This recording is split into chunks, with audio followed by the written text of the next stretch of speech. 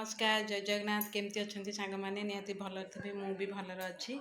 तो आउ गोटे नुआ ब्लॉग को स्वागत करुच्ची संध्या बेला आज वर्षा होता तो बाहर को जापारे मुझे गोटे ब्लॉग करदे तो चलतु आमर आज कौन सब रोषे हो कौन हो स्टार्ट करवा ब्लॉग। तो सांग मैंने देखुवे आम आलू भजा हो मसला पेसिकी थोड़ी आज आम छतु आसो बोली लगिगला तलपट सांग मैंने देखुते तलपट लगिगला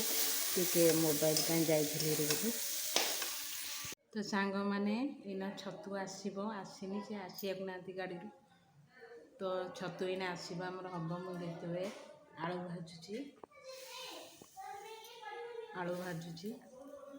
आलू भाजी सारापर मसला कषिया कषि कर थोड़ी छतु आसिले सागे सागे पकईबी मसला कहीं आनुल सांग मैंने देखते आम छतु आइला हारी आणिकी थोदे मैंने देखते छतु चोपा भाजी बेली तो सांग मैंने देखुवे छतु चोपा भाजी बोली मु पियाज टमाटो भाजुची तापर टिकाटा पानी मरीगले पियाज टमाटो छतु चोपा ये थोड़ी पकईबी आपको भाजी सारापर छतु थोड़ी तरकारी कर मसला आलू कषे थोड़ी खाली पानी जो करवा सांग मैंने देखुवे छतु चोपा भी पकईदे भाजुची